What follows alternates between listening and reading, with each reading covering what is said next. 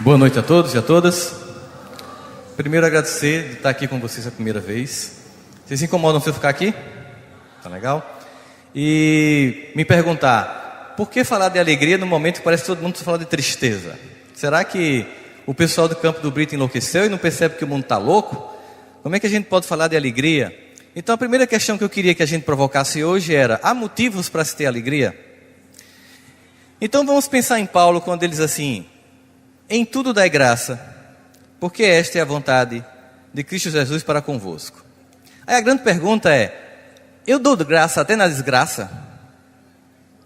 Será que Paulo não viu que era meio sem graça isso que ele propunha? Ou eu não estou entendendo o que Paulo quis dizer? Ou eu não estou entendendo o meu conceito do que é graça? Ou eu estou entendendo como desgraça o que é uma graça ainda não percebida? Imagina vocês um acidente aéreo, como aquele, por exemplo, que derrubou o avião da Air France no Oceano Atlântico. E imagine que você está assistindo aquela reportagem e você percebe sempre que tem um acidente aéreo, uma coisa me chama a atenção: alguém perde o voo. Já perceberam isso? Toda vez alguém ou mais de uma pessoa perde o voo. E quando essa pessoa perde o voo, a mídia, obviamente, vai entrevistar o único sobrevivente, que não é sobrevivente porque ele não estava no avião.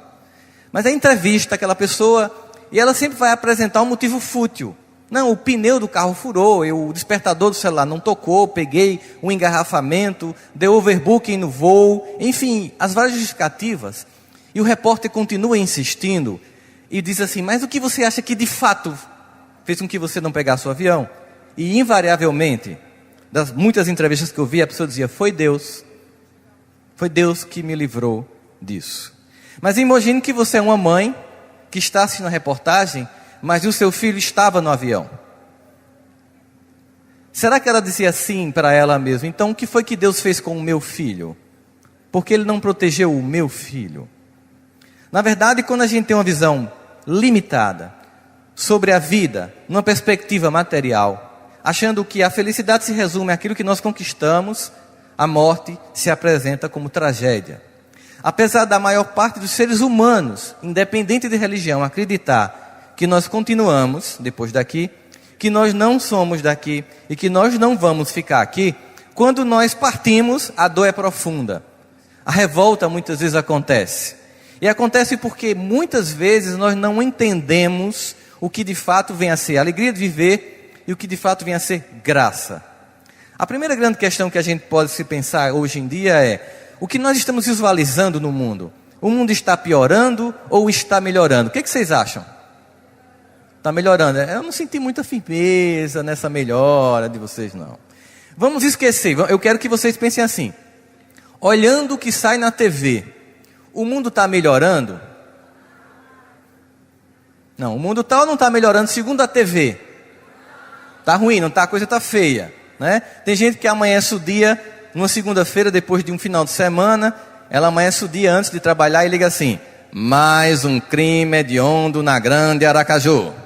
Final de semana sangrento nas periferias das grandes cidades do Brasil.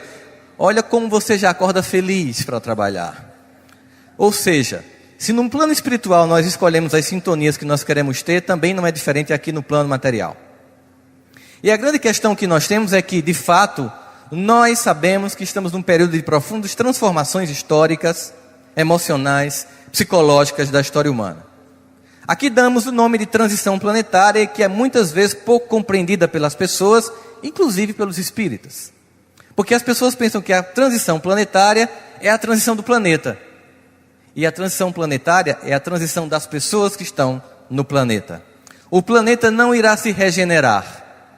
Nós é que podemos fazer esse trabalho.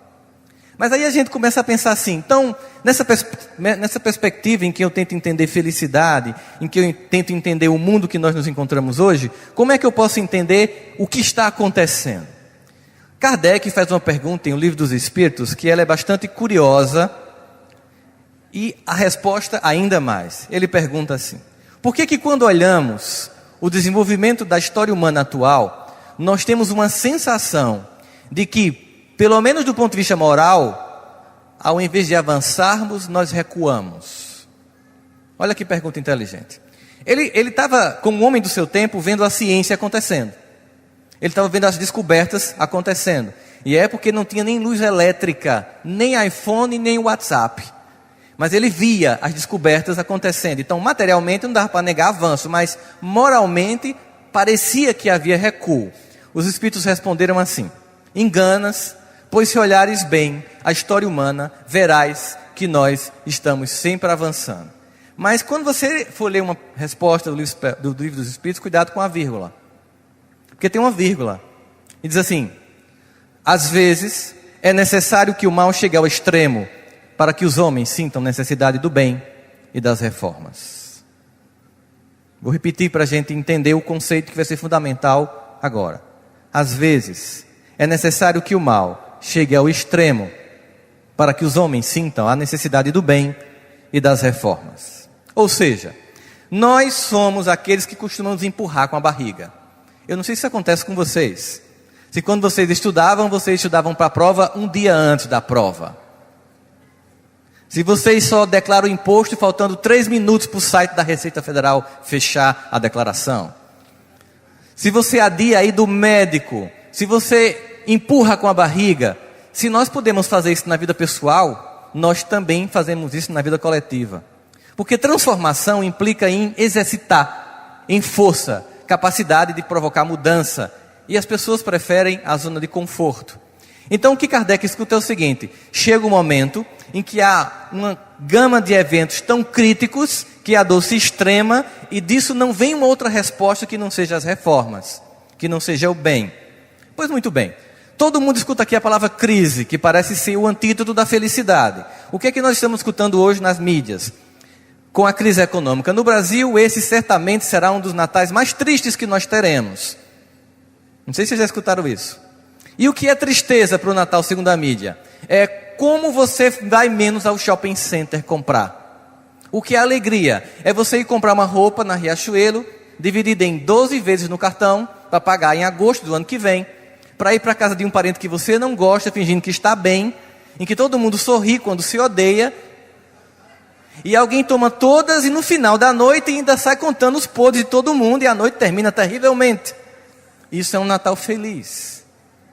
Segundo a perspectiva de entender o Natal e seu significado, o lugar importa menos, as condições importam menos do que as pessoas. Quando a gente vê o Réveillon, por exemplo, a gente sempre se encanta. Quando vê, por exemplo, o Réveillon no Champs-Élysées em Paris. Quando a gente vê Réveillon em Sydney, na Austrália, ou em Nova York, ou em Copacabana.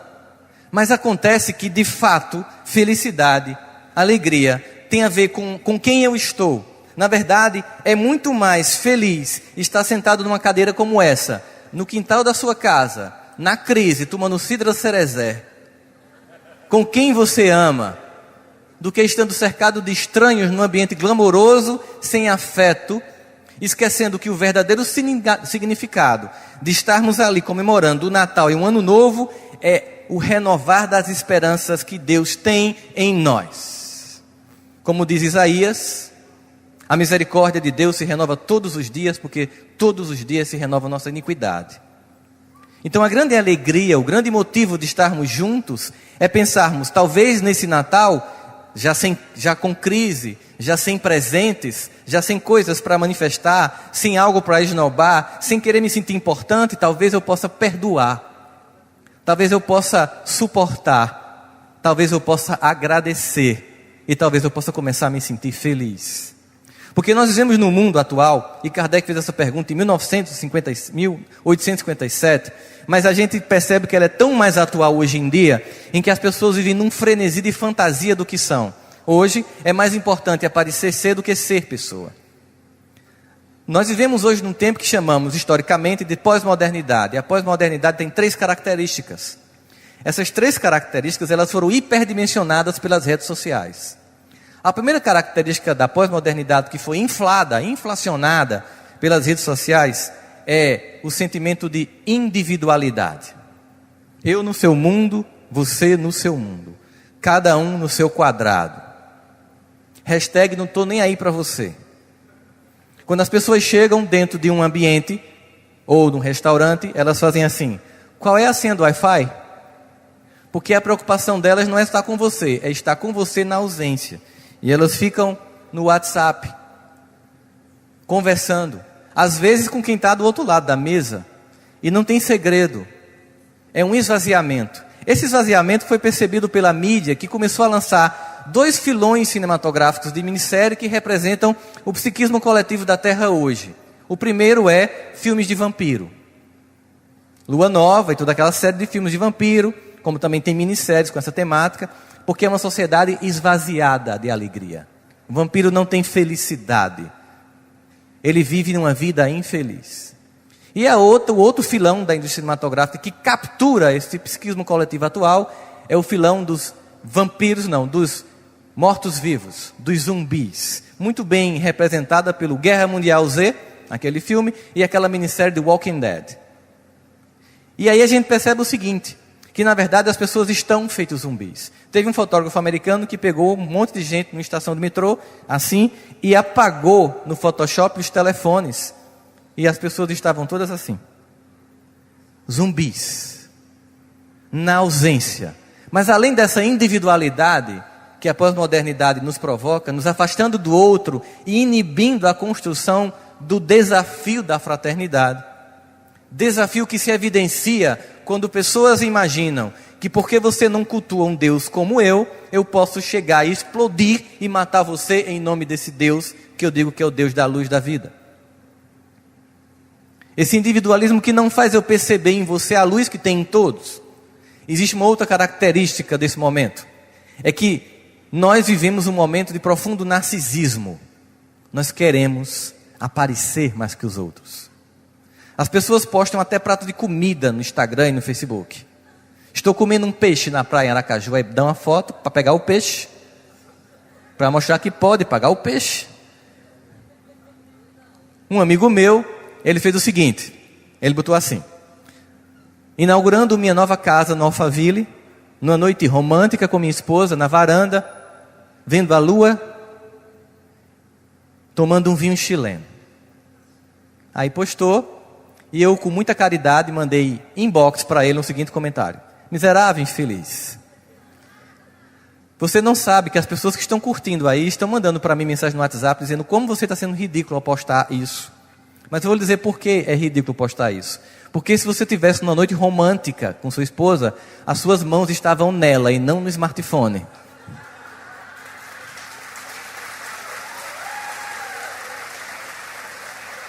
Esse é o ridículo. O que é importante para ele? Eu até imagino como está a cena. Você está de um lado da mesa com seu smartphone, ela do outro lado com o smartphone, você esnobando seus amigos, ela, as amigas delas, e o gozo de vocês não é estar um com o outro, é aparecer para os outros. Isso é esvaziamento da identidade do ser. Isso provoca infelicidade. Mas a infelicidade é provocada muito mais em quem vê do que em quem posta. Porque se fez uma pesquisa na Universidade Alemã, e que foi publicada, ela é referência hoje no mundo, a respeito do impacto que as redes sociais têm na vida das pessoas, que mostra que 87% das pessoas que estão na sua rede social odeiam o que você posta. Tem ódio de você. Miserável, porque você bota a foto com o Mickey em Miami. Eu nunca fui ver o Mickey. E você está no outlet e bota, eu nunca comprei uma roupa nos Estados Unidos. E agora muito menos com dólar R$4. Miserável. Você coloca a foto e você percebe que você tem 1000 amigos na rede social, mas só 50 curte. O que acontece com os outros 950 que visualizaram? Ódio mortal de você. Porque nós não nos responsabilizamos sobre o que nós provocamos nas pessoas. Lembra André Luiz quando ele vai a umbral com o mentor, e ele tem que baixar a luminosidade para não impactar aqueles que vão ser assistidos. Quando você coloca a sua felicidade ficcional, dos recortes que você faz do melhor momento da sua vida, e coloca no Facebook, e coloca no Instagram, você está provocando a vida das pessoas que não têm acesso àquelas coisas, provocando um profundo estado de infelicidade. Durante 30 segundos, a timeline do Facebook provoca sintomas de início de depressão nas pessoas. Porque você vê uma felicidade que é um disfarce. Porque a alegria de viver é suportar a alternância dos humores de estar vivo. Porque nós, seres humanos, nós não somos prontos. Nós estamos num processo eterno de vir a ser. Um gato é simplesmente um gato. Gato não tem crise de identidade nem faz terapia. Ele não se pergunta se está ou não amando, se ele deveria ser um cachorro e não um gato. Assim também a pera nunca se perguntou por que não nasceu maçã ou uma jaca. Porque pera é pera, jaca é jaca, maçã é maçã, gato é gato, cachorro é cachorro. Mas ser humano é um projeto inacabado. E toda vez que eu escolho ser alguma coisa, escolho ser alguém, escolho exercer alguma tarefa, escolho viver no mundo de alguma forma, eu deixo de ser um monte de coisa. No momento que eu escolho ser policial, eu deixei de ser bombeiro. Eu deixei de ser médico, professor, um monte de coisa. E a infelicidade está quando eu paro e olho a vida de quem está do lado e imagino que ele sim é feliz e eu não. E esse sentimento esvazia a minha alegria, porque ela se baseia na comparação, que é a forma mais infantil de se estar no mundo.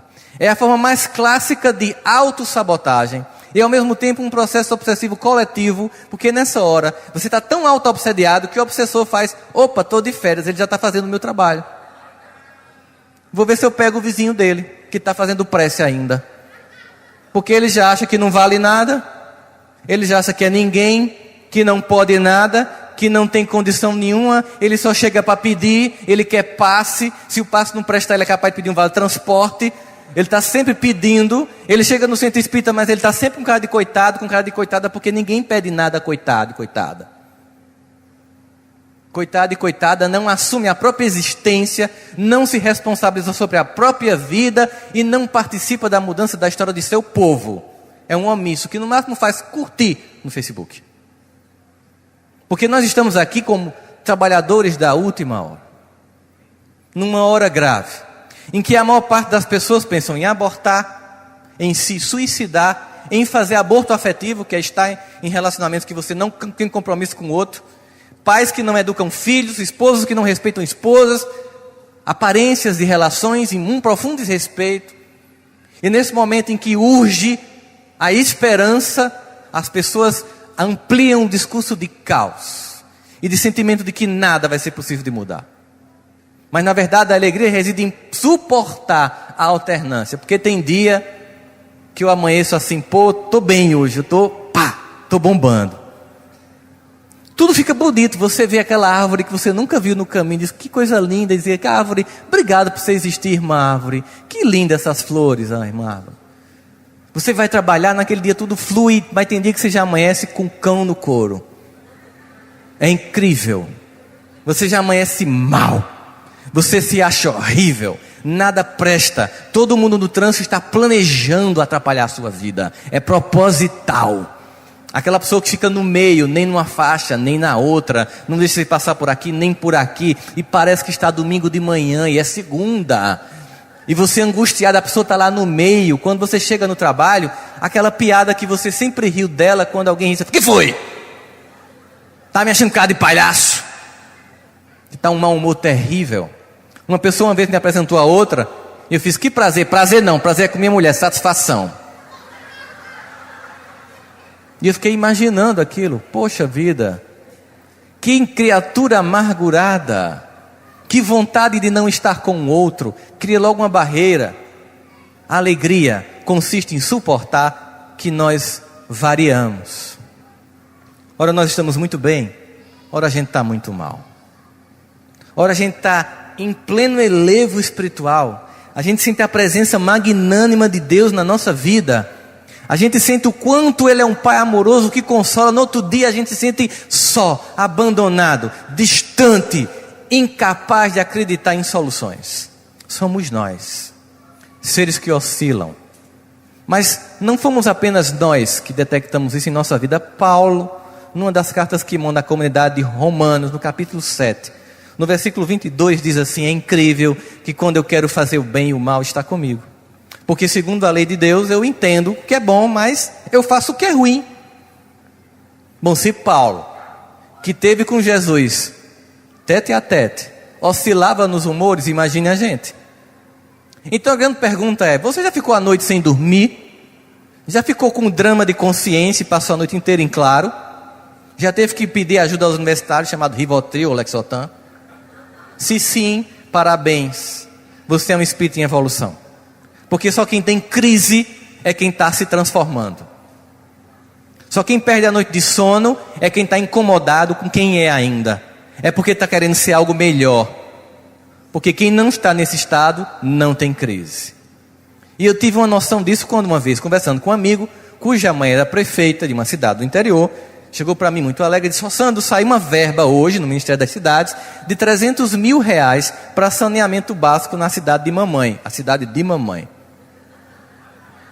Mas eu não captei o significado da cidade de mamãe, porque eu fico muito alegre dizendo: que coisa boa, então vocês vão fazer saneamento básico, vai diminuir mortalidade infantil, e fiz aquele discurso sanitarista. Ele disse: não, não é isso não. Dá para pegar 200 mil tranquilo para a campanha de reeleição dela. Aí durante 3 segundos eu fiquei assim tentando digerir o que ele acabava de dizer, e perguntei: e o Tribunal de Contas? Ah, é onde é mais fácil tirar. Tu acha que eles vão desenterrar os canos para saber quanto a gente botou? E o que me chamou a atenção foi a naturalidade e a não culpa, como ele falou daquilo. Não havia culpa. Então eu percebi que ele certamente não perdia a noite de sono. Eu descobri que ele certamente dorme muito bem e que talvez nunca tenha tomado um Rivotril nesta vida. Porque obviamente a justiça divina dá conta daquilo que a justiça humana não consegue capturar. Eu sempre digo, é melhor ser preso na terra. Porque você já vai quitando. Senão você fica igual pagar cartão no mínimo. Depois você fica assim, pedindo ajuda para pagar. A vida exige de nós uma presença viva no mundo. A alegria de viver representa um ser que tem noção de quem é plenamente. Sem mágica, sem achar que é iluminado. Quando eu me tornei espírita no início, e eu era evangélico antes, então eu fui pensando que eu ia encontrar o Satanás. E depois que eu não encontrei, eu vi as pessoas com muita suavidade no centro espírita quando eu chegava. Oh, meu irmão, seja bem-vindo. Entregava uma mensagem com um sorriso de canto a canto. A voz era mansa das pessoas. Eu pensei, que povo iluminado, que povo bom. Meu Deus. Incrível, eu imaginei, essas pessoas são transformadas. Eu tinha um amigo que tinha uma voz desse jeito. Aí, fulano, fazer a prece. Tá bom, fazer a prece. Chegava assim, fazia. Amados irmãos, incorporou uma pombagira. Como é que pode? A pessoa fala desse jeito e vai fazer uma prece com voz mansa, como se espírito de luz falasse assim, feito um retardado, ou que fumou maconha estragada. Está com alegria no mundo é entender quando se diz: vós sois a luz do mundo. Vós sois o sal da terra. Pensar nisso como autoajuda é imaginar que Jesus inaugurou um filão de mercado editorial. Jesus seria então o primeiro grande palestrante de autoajuda. Porque ele, não, vai lá, você consegue, se olha no espelho, eu me amo, eu me amo, eu me amo. Não é isso que ele propõe. Ser luz do mundo é se responsabilizando sobre sua própria vida e tão somente sobre ela, perceber que o melhor que Deus tem para você é ser você. A coisa mais ridícula que você pode fazer por você é querer ser igual ao outro. Porque Deus não criou apenas a nossa digital diferente, a nossa íris. Ele criou todo um ser único para dar uma contribuição única na história humana. Portanto, quando você não quer ser você e quer ser como sua irmã, como seu vizinho, como seu cunhado, como seu colega de trabalho, você está sabotando um plano milenar de investimento celeste em sua própria existência.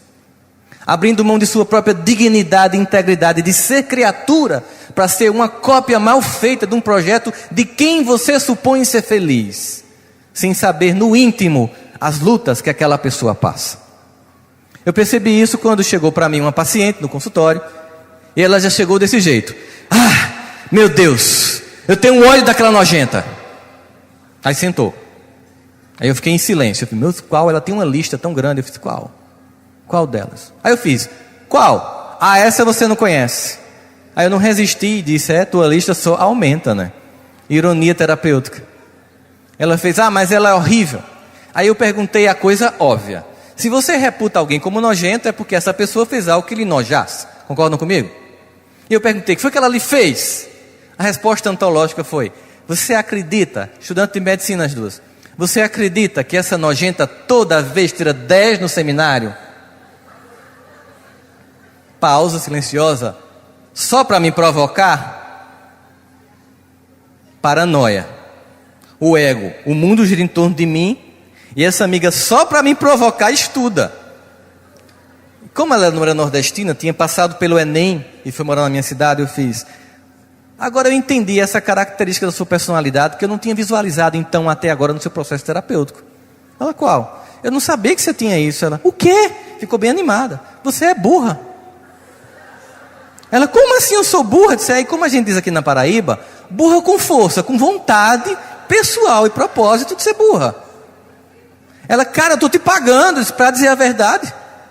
Por isso você me paga, porque ninguém diz a verdade de graça. Porque dói ouvir, a pessoa fica inimigo seu. Se eu disser isso a um parente meu, ele nunca mais fala comigo. Mas você não vai ficar no Réveillon comigo, então eu posso dizer. E você está pagando para escutar. Por que você está dizendo que eu sou burra? Porque você tem que entender que quando uma pessoa tem brilho, ao invés de você se irritar, você tem que se inspirar. Esse sentimento de burrice é de quem é pequeno, porque tem um sentimento infantil de inveja. E sabe qual a diferença do que eu estou propondo para você? É amadurecer o sentimento. Nós não trabalhamos no Espiritismo com ideia de defeitos e pecados, mas com maturidade e imaturidade emocional e espiritual. Digamos que a inveja é um sentimento imaturo, que pode amadurecer, portanto. Vamos entender como é que se processa na mente de uma criança. Você tem um filho de 2 anos e um filho de 1 ano de idade. É o aniversário de 2 anos de idade. Você leva presente só para ele? Ou você leva para os dois? Você leva para os dois, porque o de 1 ano de idade não vai entender que o aniversário é do de 2 e vai querer um presente também. Porque ele inveja. Mas um dia um tem 12 e o outro tem 11. Você dá o presente de 12 anos. O que é que de 11 diz? No meu aniversário eu quero igual a este. Isto é inveja? É cobiça.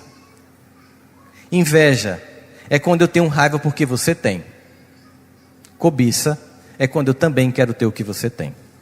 Então o sentimento amadureceu. Inveja é quando o Ítalo troca de carro e o vizinho faz, tomara que morra carbonizado num acidente daqui para Aracaju. Isto é inveja. Inveja é quando você compra uma TV de OLED de 50 mil polegadas para ver o Brasil perder de 7-1 da Alemanha. E o vizinho fica louco para que seja 110 para quando botar na tomada. Isso é inveja.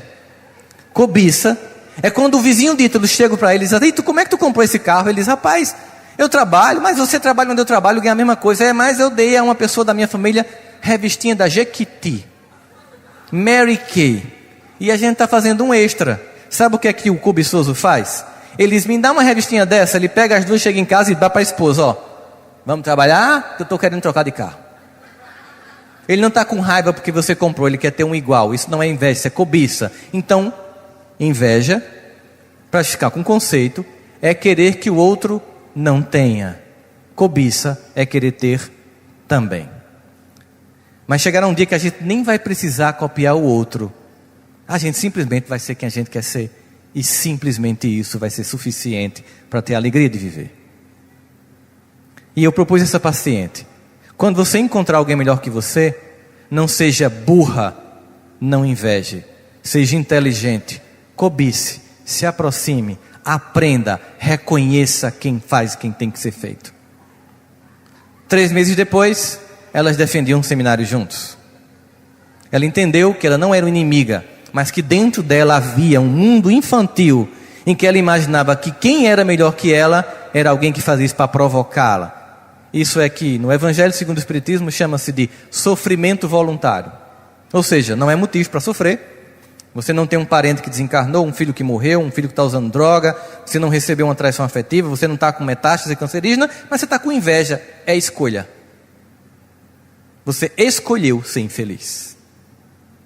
Por pura escolha. Então significa dizer que, para a gente entender a alegria de viver, eu preciso parar de olhar para o lado.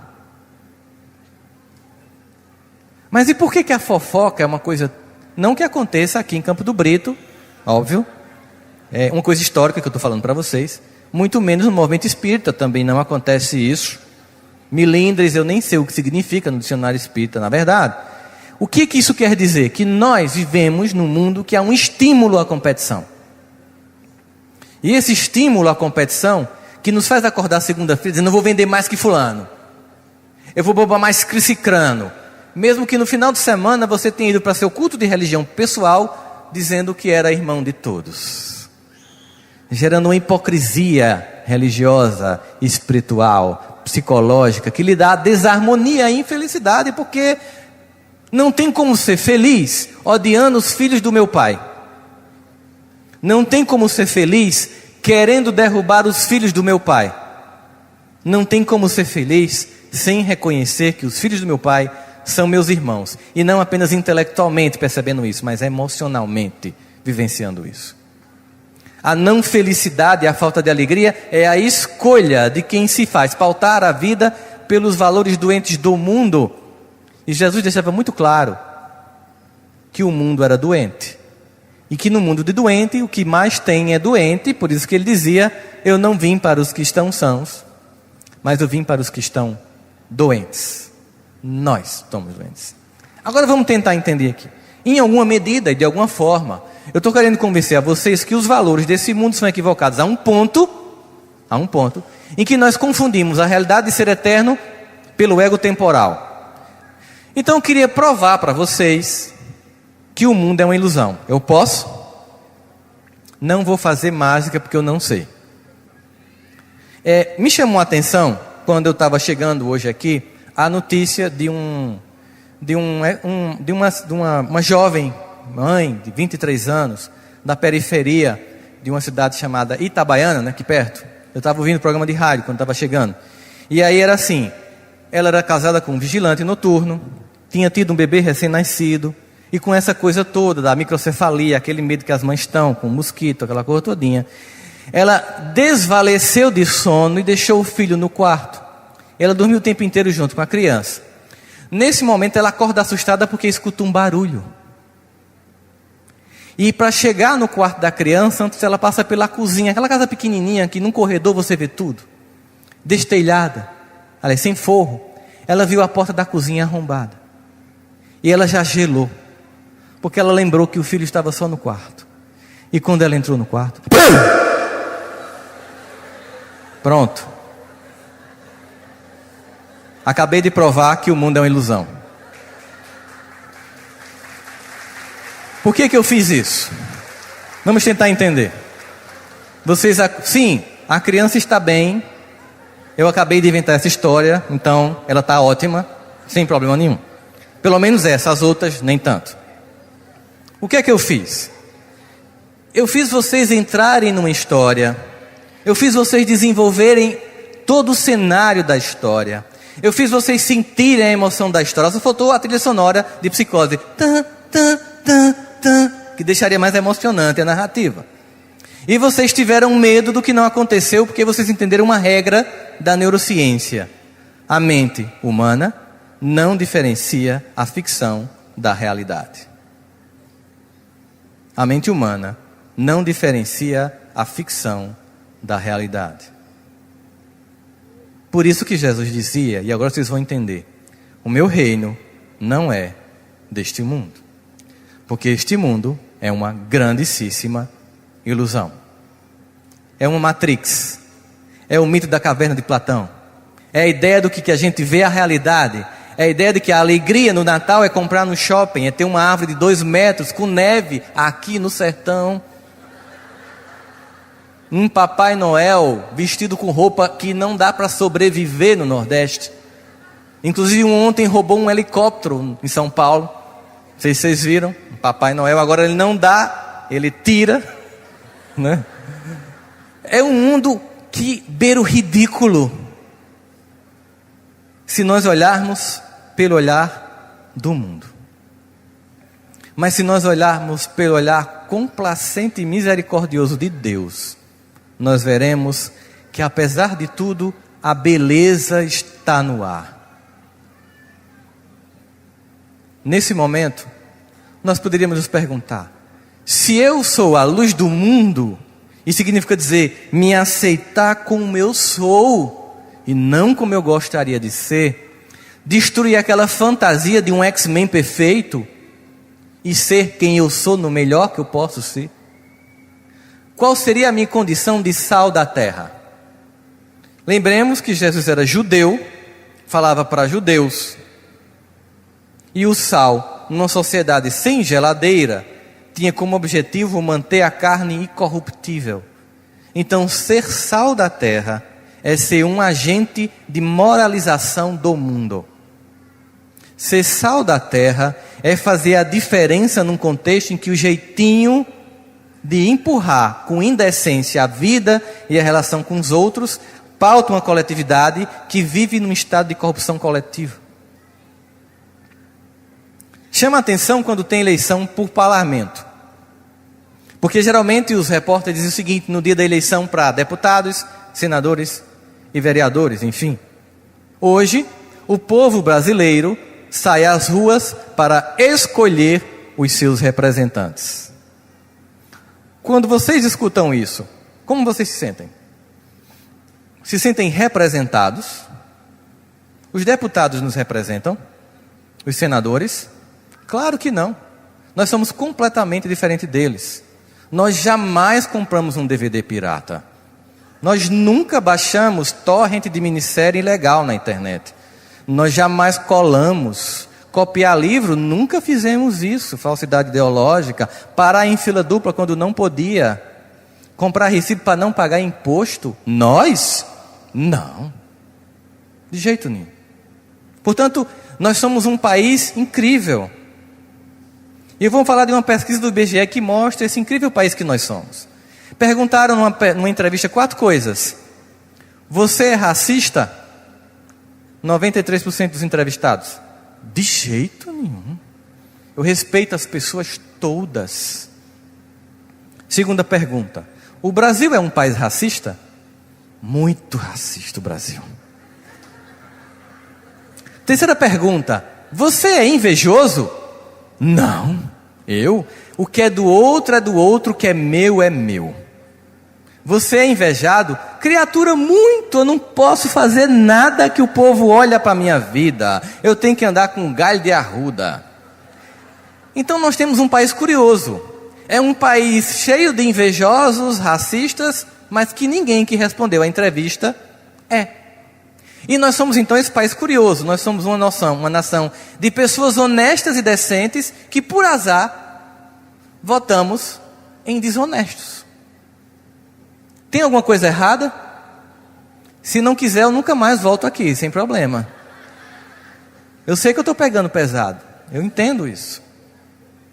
Charles Darwin fez uma exposição. Aliás, fizeram no Museu Charles Darwin uma exposição sobre a obra dele. Nessa exposição, tudo era trazido. O livro de bordo que ele fazia nos vários navios, todo o escritório dele foi trazido da Inglaterra. Essa exposição itinerante no mundo teve em São Paulo, no MASP, e eu estava fazendo palestra na época, aproveitei e fui ver. O primeiro choque, perceber que aos 17 anos ele começou aquilo, eu me senti um burro completo. Mas depois eu lembrei que ele terminou com mais de 60 anos a teoria. Ele estava catalogando informações. E aí, ele escreve livros sobre os lugares onde ele foi. Ele morou no Brasil, em Recife e no Rio. Eu queria ver o que ele acha da gente. Que massa, brasileiro, meu país. Não desisto nunca, hashtag ainda estou aqui, não fui para Miami. Aí você abre e tem assim, no início da inscrição de Charles Darwin, hoje eu deixo o Brasil, graças a Deus. Aí eu fui tomado de um furor e disse, que bicho nojento. E minha esposa do lado, o que foi? Está brigando com quem? Com Darwin. Ela, tem juízo não? Mas o que ele disse? Que o Brasil ele está deixando graças a Deus. E toda esposa, vocês já sabem, são espíritos luminosos. Não riam, não riam. Todo romance espírita, a mulher sobe, o homem desce para o umbral. Lívia sobe, Emmanuel desce. A mãe de André Luiz sobe, André Luiz desce. Ser homem não é um grande negócio. Aí minha esposa chegou para mim e disse, leia o resto, porque ele deve ter um motivo para ter dito isso. E aí eu comecei a ler e ele continuou dizendo, hoje eu deixo o Brasil, graças a Deus. Eu espero nunca mais ter que voltar para uma sociedade escravocrata. Aí eu parei. Ele continuou: nas casas onde eu morei, no Rio de Janeiro e em Recife, as pessoas tinham pregos para diariamente esfolar o dedo dos escravos. Eles eram tão humilhados, tão aviltados, que nem o mais instintivo dos animais suportaria. Certa feita, no Rio de Janeiro, numa das casas em que morei, uma criança de apenas 12 anos foi espancada quase até a morte antes que eu intervisse, só porque me serviu um copo d'água que não estava perfeitamente limpo. E todas essas coisas, senhores, eram toleradas ou praticadas por homens e mulheres que no final de semana iam para suas igrejas e diziam que amavam a Deus sobre todas as coisas e ao próximo como a si mesmos. E eu fiquei em silêncio, digerindo a cena.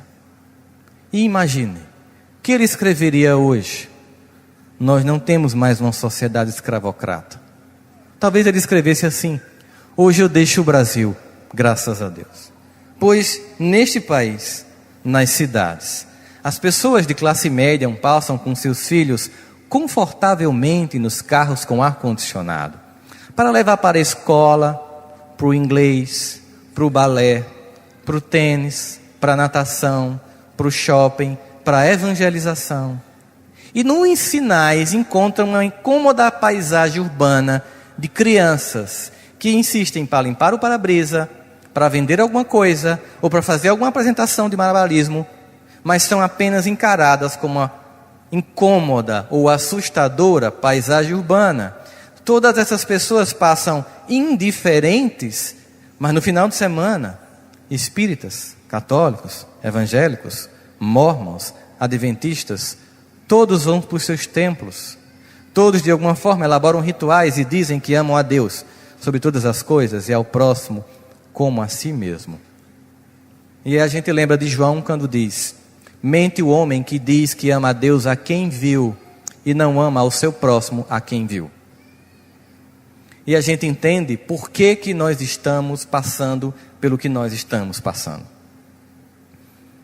Muito espírita que não se responsabiliza sobre esta encarnação tem a mania de dizer que sofre pelo que fez no passado. Essa é a desculpa mais infantil e infundada do ponto de vista doutrinário, por falta de estudo, de achar que Deus é ridículo de nos punir eternamente por uma coisa que nós fizemos. A grande verdade incômoda é que nós não estamos passando pelo que nós estamos passando, pelo que nós fizemos. Nós estamos passando pelo que nós passamos, pelo que nós continuamos a fazer. Porque no momento em que mudarmos a atitude, entenderemos Paulo e Pedro quando diz que um gesto de amor cobre a multidão dos pecados. Mas aí tem uma frase que é atribuída a Albert Einstein, mas não é dele, porque não tem nenhuma entrevista e nenhuma obra dele, mas mesmo que não seja dele, é muito lúcida, muito inteligente, que diz: uma das coisas mais estranhas do comportamento humano é como as pessoas continuam fazendo as mesmas coisas, esperando resultados diferentes. Eu continuo com o casamento do mesmo jeito e quero ser feliz no casamento. Eu continuo trabalhando do mesmo jeito e quero ser reconhecido no trabalho. Portanto, ser sal da terra é ser um agente vivo que não se corrompe no mundo. Pois se eu sou um professor espírita de escola pública e a minha escola começa às 7 da manhã, eu chego às 7h30 e termina às 11h30, eu saio às 11h, diariamente eu roubo 1 hora do dinheiro do povo que me sustenta. E se eu não gosto do salário, a culpa não é do meu aluno, que não pode ser a vítima da minha falta de alegria por não receber o quanto eu acho que eu merecia.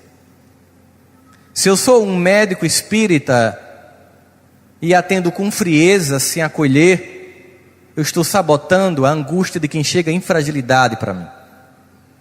Se eu sou um funcionário público espírita e estou numa repartição em que todo mundo empurra com a barriga, não faz o que tem que ser feito, que eu levo coisas de material de expediente para minha casa como se aquilo fosse meu, eu sou corrupto e ladrão do dinheiro do povo. E não posso esperar viver em alegria se eu sou alguém que subtrai da coletividade.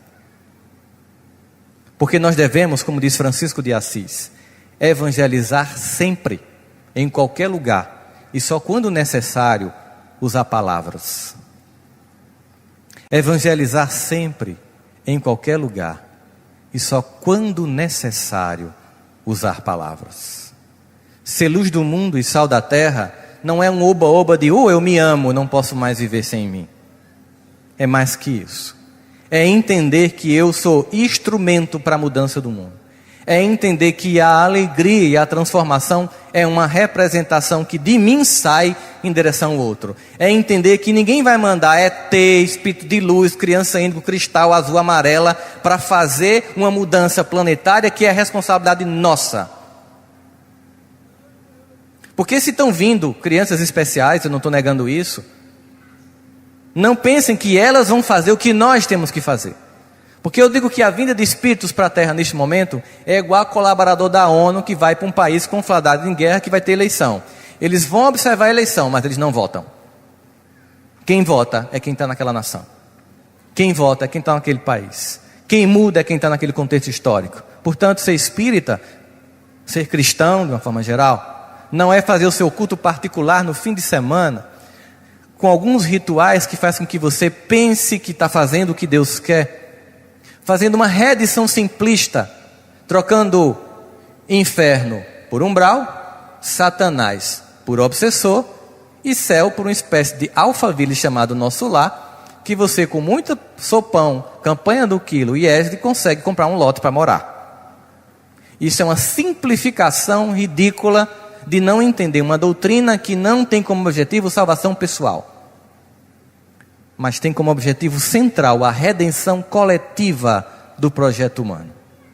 Nós somos aqueles que somos chamados e alistados para trabalhar com Jesus, por Jesus, para fazer a redenção da história humana. Por isso que ele dizia: eis que eu vos envio como cordeiro em meio a lobos. Quando você lê essa passagem no primeiro momento, parece assim, como é que você faz isso com a gente, Jesus? Cordeirinhos inocentes, ser trucidado pelos lobos. Eis que o trigo nasce junto com o joio, na parábola do joio e do trigo. Como é que você faz isso? Como você mistura o trigo com o joio? Primeiro que para Deus, todos são amados. Cordeiros e lobos. Todos são amados. Trigos. Todos somos amados, mesmo quando somos joios. Mas a esperança é que essas ovelhas se encontrem com os lobos não para serem trucidados, mas para inspirá-los na doçura e na obediência, a dulcificar os seus instintos mais primitivos e se tornar também mais um cordeiro de Deus. É para que o joio, olhando a grandeza do objetivo do trigo, que é servir-se de alimento para os outros, também se inspire para dar objetivo à sua vida que não seja apenas florescer, mas também frutificar. Que a passagem das pessoas sobre nossa vida não possa ser indiferente, não possa ser sem graça e sem sentido. Que nós possamos de fato representar para o outro aquilo que seria a manifestação da imagem e semelhança de Deus, que não espera nada menos do que nós de sermos luminosos.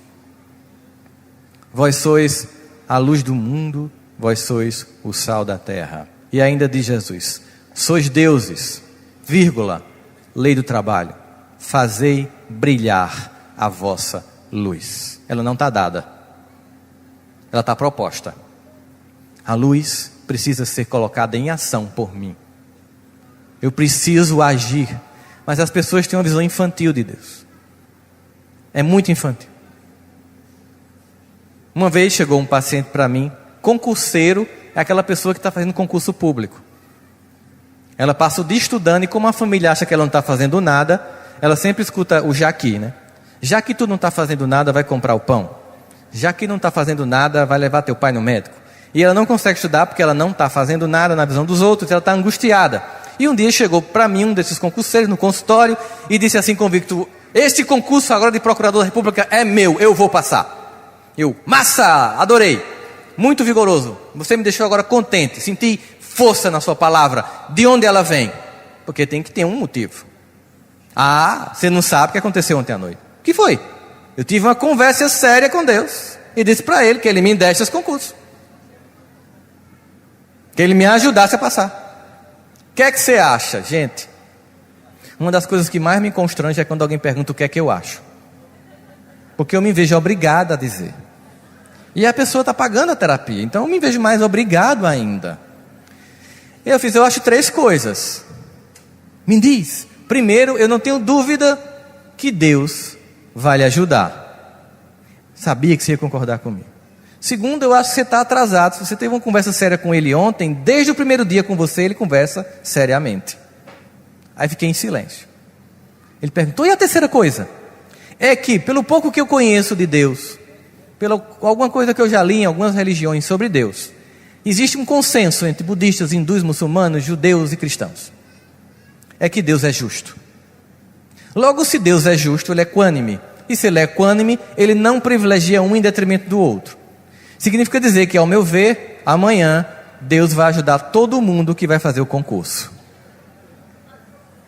Logo, quem você acha que vai passar? De forma muito contrariada, ele me disse, quem estudar mais, né? Isso, agora sim. Agora você entendeu que eu acho que você estava fazendo assim com a Bíblia. Que na Bíblia diz assim, faz a tua parte que o céu te ajudará. Aí o pessoal faz, o céu vai me ajudar para fazer a minha parte. Tome a iniciativa. Dê o primeiro passo. Reconheça que você pode. Deixe de se sentir pequeno. Deixe de se comparar com os outros. Pare de ser criança. Assuma a sua vida. Se ilumine e haja. Que Deus lançará todas as luzes sobre sua vida. Só assim. Porque quando você acha que você não pode, que você não merece, que você é incapaz, você faz tudo para a sua vida ser um desastre, para confirmar a sua crença infantil de que mereceu a infelicidade porque não merece ser feliz. E esse é um projeto perfeito de obsessão, porque ninguém lhe convence. E se está dito nos textos do Antigo Testamento, se Deus é por nós, quem será contra nós? Eu descobri que tem alguém que pode ser a gente mesmo. Ninguém pode atrapalhar mais a nossa vida do que nós mesmos. Ninguém tem um plano tão perfeito de autossabotagem quanto nós mesmos. Mas ao mesmo tempo é incrível como todo dia Deus sabota o nosso desejo de sermos infelizes. Todos os dias Deus sabota o nosso desejo e plano de sermos infelizes. Porque é mais ou menos como aquela música, vocês lembram? Você não vale nada, mas eu gosto de você. É como se o mundo dissesse, você não vale nada, e Jesus, mas eu gosto de você. Enfim, assim como você é. Eu gosto de você desse jeito. Se você quiser ser igual a seu irmão, sua prima, seu primo, seu pai, você não vai ser feliz, porque eu queria que você fosse você. Eu queria que você fosse João. O que você faz com alegria, com sentimento de responsabilidade, de ser útil, de estar presente no mundo fazendo a diferença. Você vai se sentir alegre. Você vai entender que a vida tem que ter propósito. Que você não nasceu para passar a vida inteira, por exemplo, fiscalizando uma pessoa. Tem gente que passa a vida inteira com ciúme. Imagina todo o investimento de milênios do alto sobre sua existência. Um projeto bem urdido de reencarnação, em que pais vêm antes de você para parar o terreno, em que mentores ficam do outro lado para lhe inspirar, e você pensa que a sua única função na vida é vigiar o outro. É menosprezar o poder de Deus na sua vida. É se sentir tão pequeno, tão com falta de amor, que acha que qualquer pessoa leva o que você tem, porque no fundo você acha que não merece ter aquela pessoa na sua vida. Portanto, um ciumento não é alguém que ama muito, é alguém que se ama muito pouco. Portanto, a inveja é um sentimento infantil. Portanto, falar dos outros é desperdício de tempo. Uma vez um amigo chegou para mim e disse, Rossandro, na minha rua as pessoas falam tanto uns dos outros, que elas cortam verdura na calçada para não perder nenhum lance. Eu imaginei a cena, a pessoa cortando batata de manhã, a filha da vizinha chegando atrás da manhã, olha a piriguete, isso é hora, ó, 3 da manhã, Nunca a filha da vizinha está cuidando de um avô doente. A filha da vizinha está transando com alguém. A minha filha não, é decente. Por que olhar para o outro e imaginar o pior move a vida de tantas pessoas?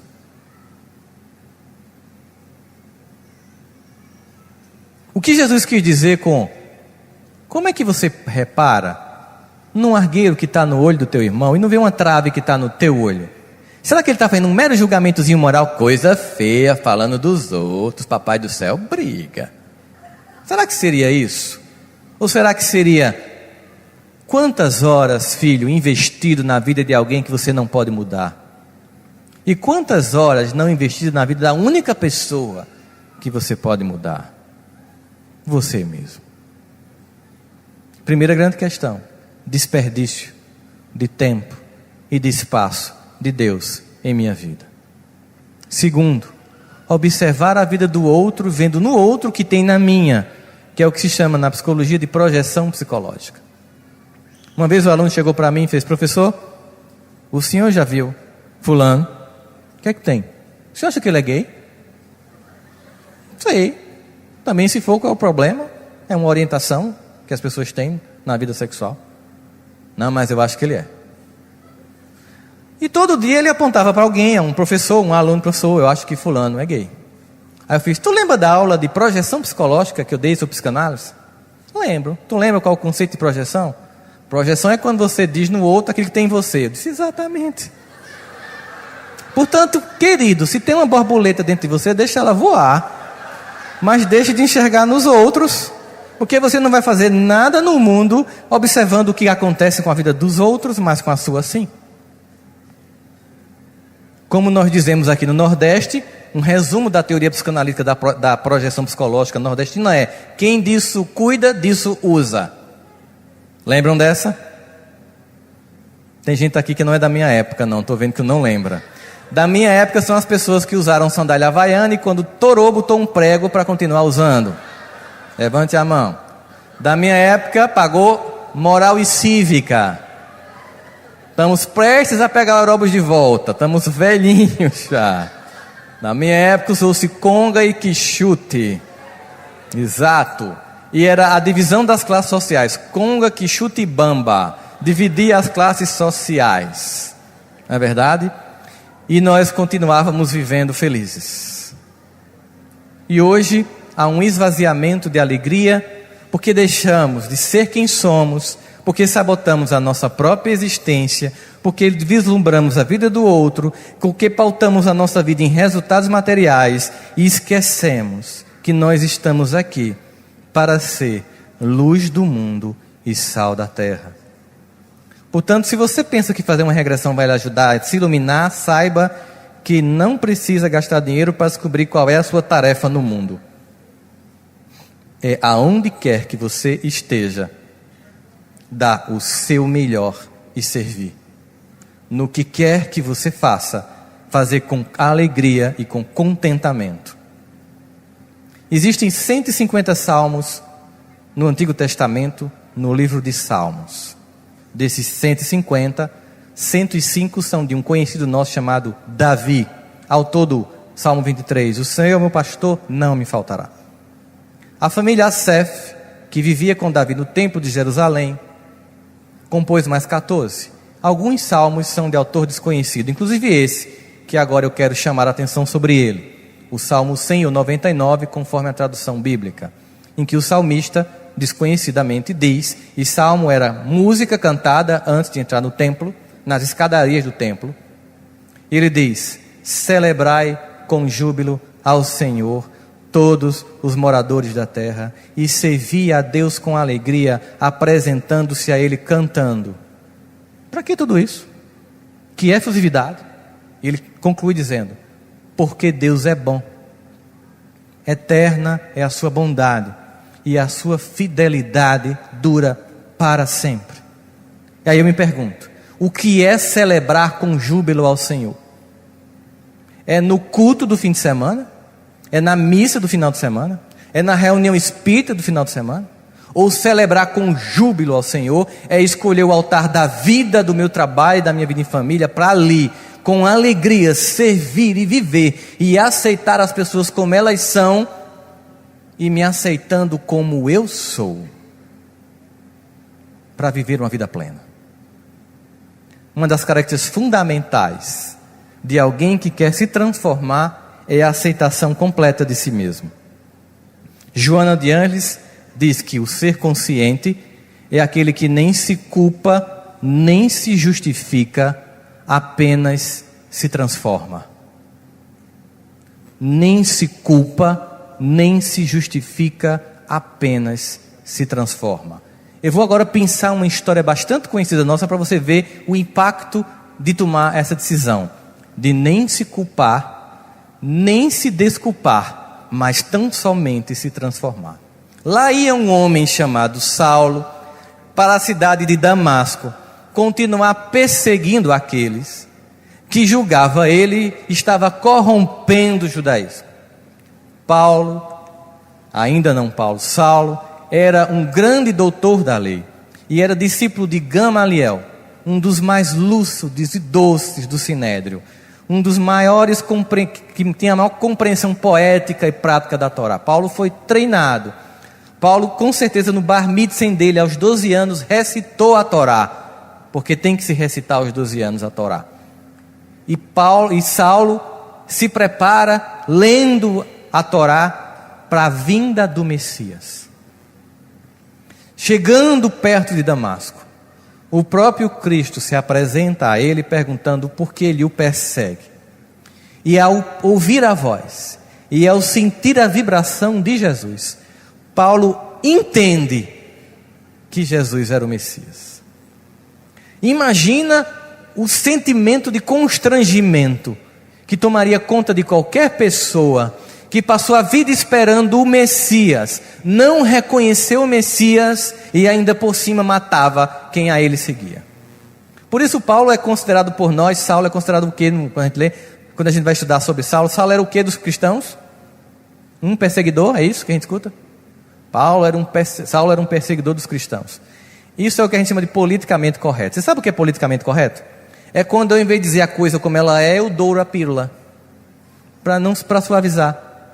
Por exemplo, Chico Xavier, que era a doçura em pessoa, em vez de chamar de garota de programa ou prostituta, dizia: as nossas irmãs que vendem sexualmente as forças da alma.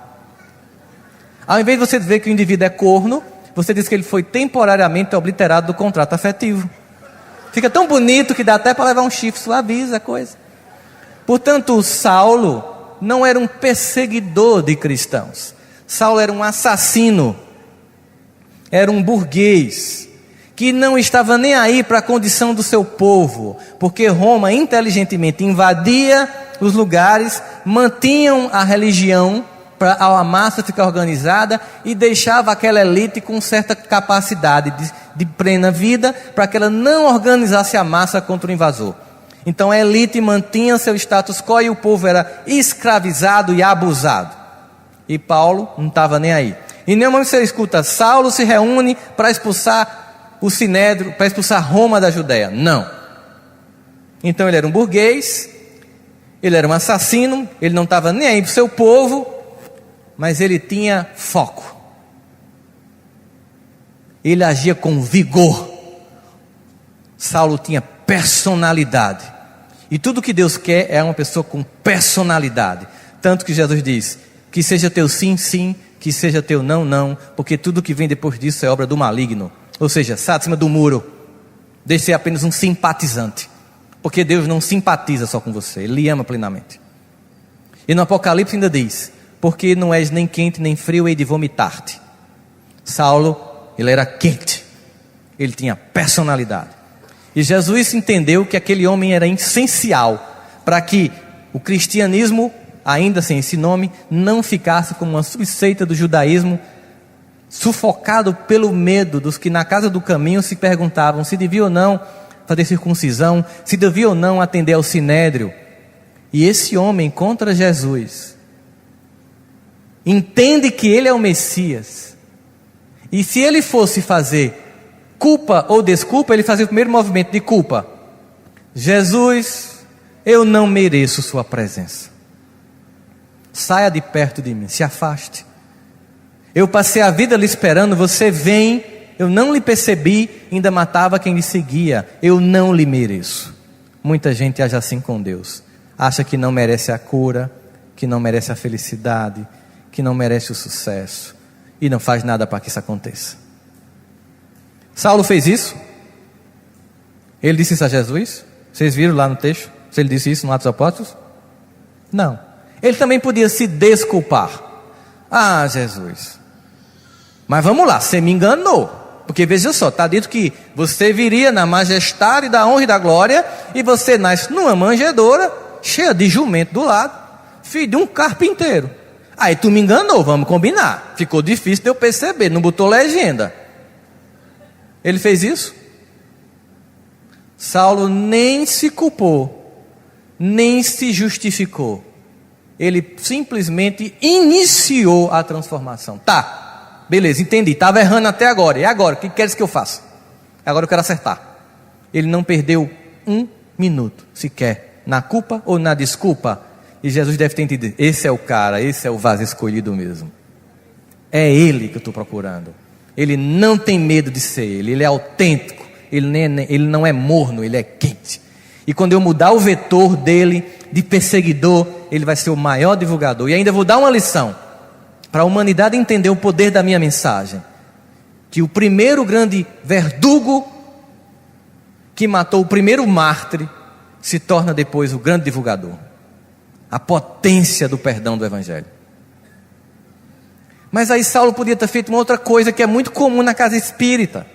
A pessoa vai lá, a família toda em desarmonia, diz, vou botar aqui meu nome na mediúnica, me diz alguma coisa, me ajuda, deve ter feito uma macumba para mim, o povo acha isso. Ela nunca tem culpa da vida estar ruim. O casamento não está ruim por culpa dela, foi uma macumba, mataram um bode, um cachorro, sei lá o quê.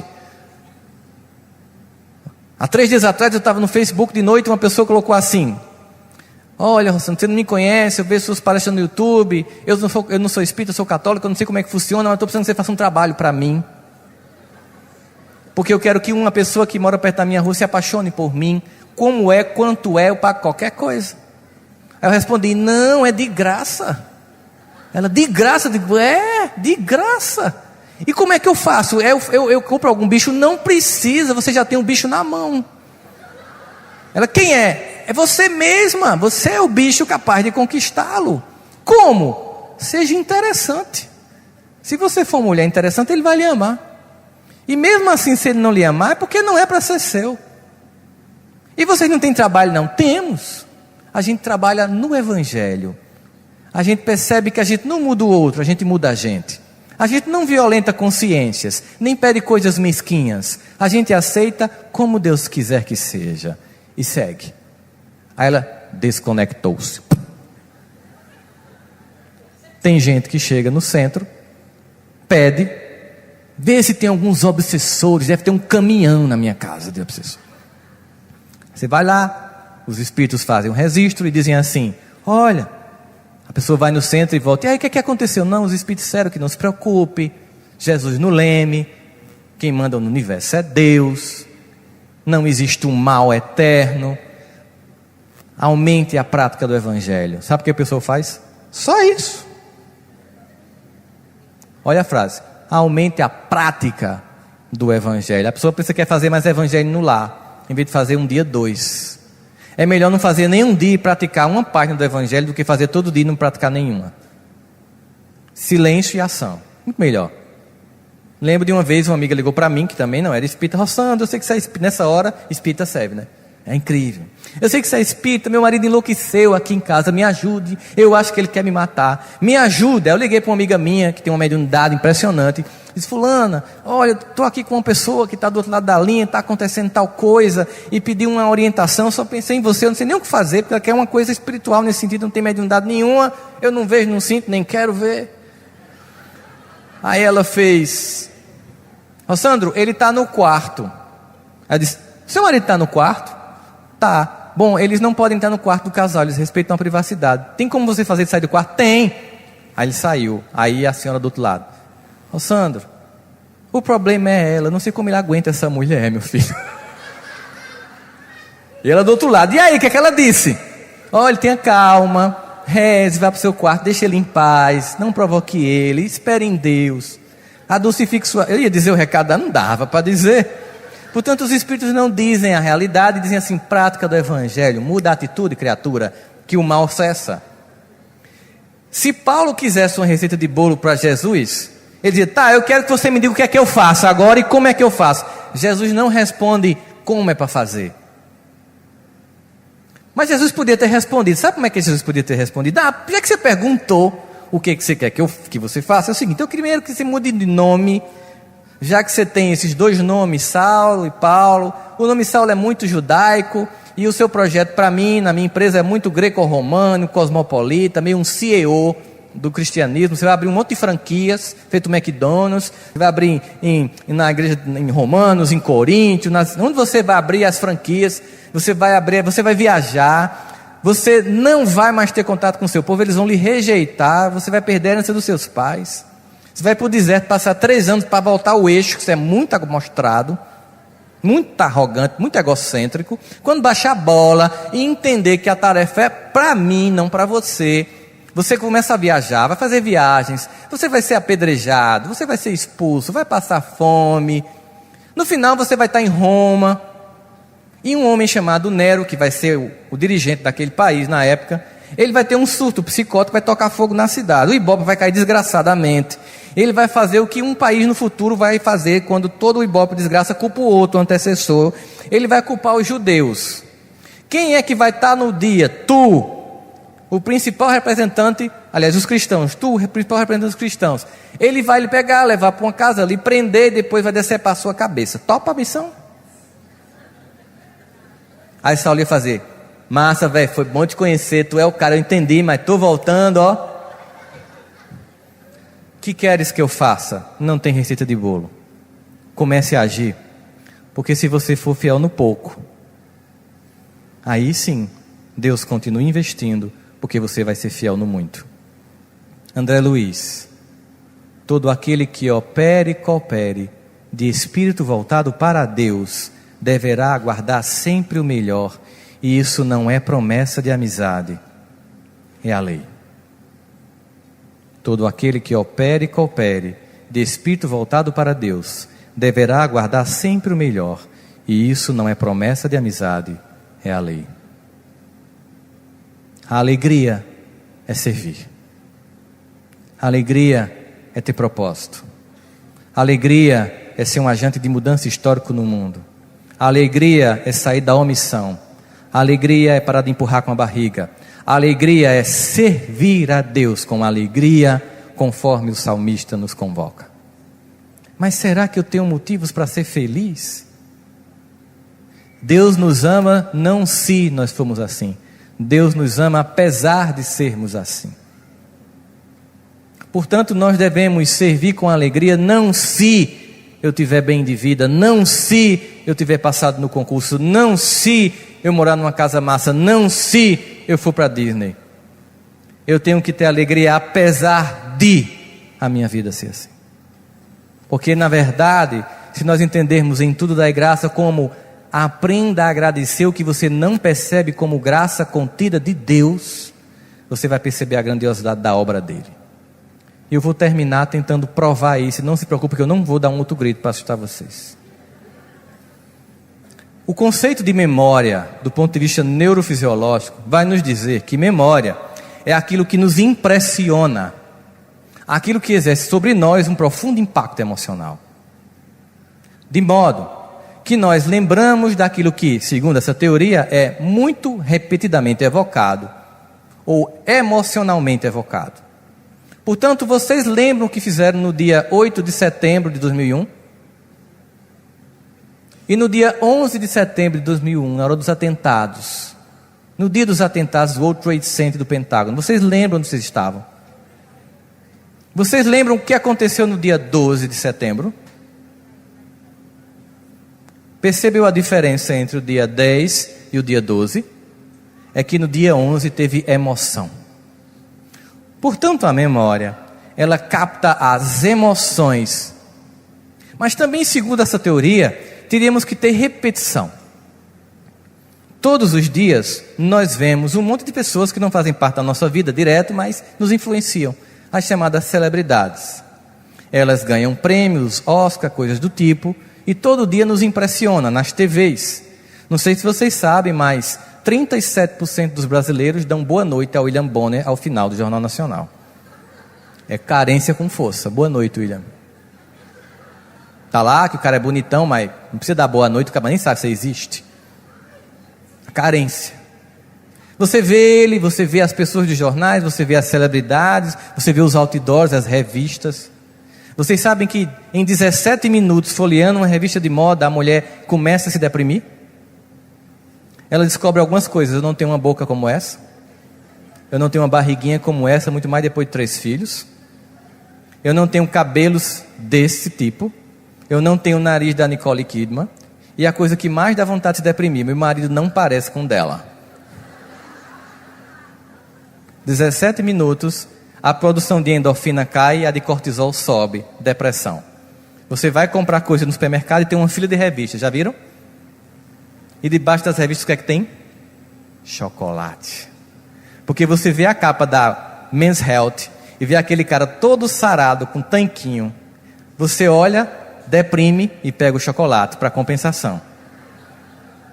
Assim também faz a mulher. E quanto mais chocolate, mais distante eu fico da capa da revista, que me diz que eu não sou daquele jeito, uma massinha de modelar. Porque eu lamento informar hoje, para não deixar vocês tristes, mas desde que Isaac Newton, danado, escreveu a lei da gravidade, tudo cai. Por mais rinil que você bote, botox que você aplique, cai. Porque o avatar tem prazo de validade. Não adianta.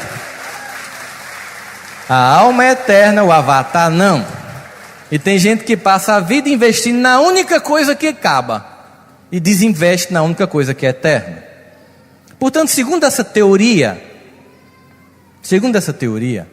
a felicidade seria parecer ou estar junto dessas pessoas. E elas são tão importantes que nós iremos lembrar delas sempre. Sempre nós vamos lembrar.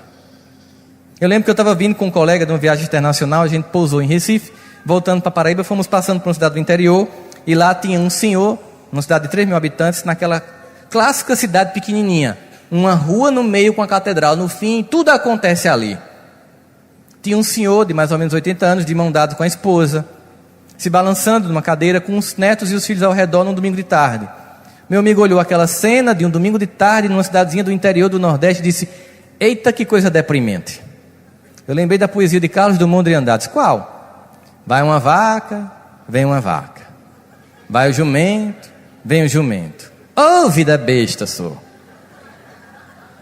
Eu disse: engraçado, tudo é uma questão de perspectiva. Eu estou vendo outra coisa e lembrando de outra poesia de Drummond no mesmo quadro. Qual? Eu lembro que Drummond disse sobre a mesma cidade dele, Itabira. Itabira hoje é só um retrato na parede, mas como dói. Porque é lá onde estão nossas referências. E eu disse para ele: se eu conseguir, aos 80 anos, que é o que eu imagino que esse senhor tem, tocar a minha esposa com o mesmo carinho que ele ainda toca, se eu conseguir ser alguém tão luminoso que meus filhos e netos, ao invés de querer estar a quilômetros de mim, esteja ao meu lado num domingo à tarde, eu vou ter tudo menos uma vida besta. Que isso é o que importa. Aí agora a grande pergunta: se as celebridades pautam a vida humana, elas estão na nossa memória. Concorda comigo? Se memória é repetição em celebridade, a gente vê em outdoor, em filme, minissérie, em novela, na jornal, não sei o quê, nós não vamos esquecer delas. Portanto, vocês vão me dizer os 3 últimos ganhadores do Oscar do melhor ator. Esse é o barulho do eu não lembro. As 3 últimas ganhadoras do Oscar de melhor atriz,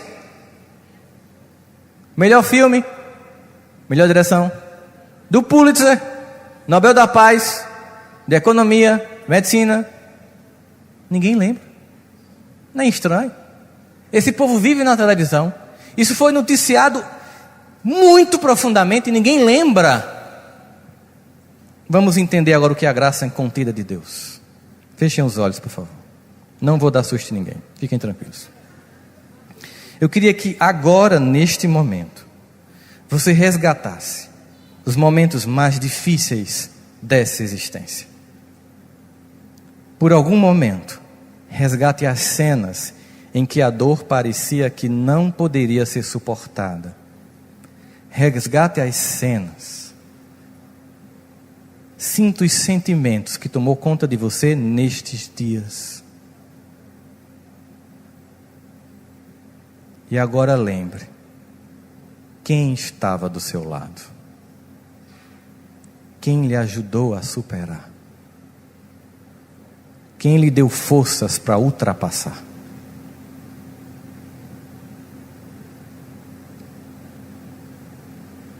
E agora eu queria que vocês abrissem os olhos e me dissessem: vocês esqueceram dessas pessoas? Elas aparecem na TV? Ganharam o Oscar? Perceberam que tudo é uma grande piada de mau gosto? Que toda a luz já está na nossa vida? Que toda a misericórdia em nós já foi investida? E que toda a comparação nos fragiliza e infantiliza? Que o amor abundante de Deus já se faz presente em nossas vidas? E é porque nenhum de vocês pôde visualizar quem invisível no alto operava a cada instante para a superação. Tanto amor que Deus tem por nós, por cada um de nós aqui.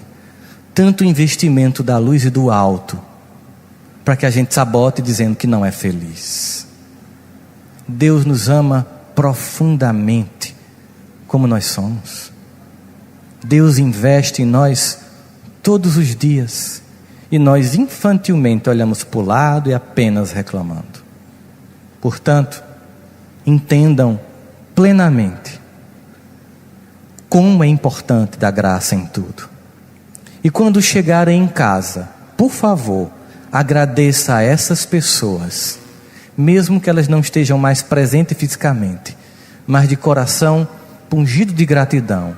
Emane aos céus um culto de adoração a Deus, por todo o amor que sempre foi e sempre será investido na nossa vida, de um Deus que jamais desiste de nós, que jamais nos abandona, mas pede ao menos para que a gente retribua, fazendo a parte que nos cabe na mudança da nossa vida e da trajetória desta humanidade que vai ser feliz.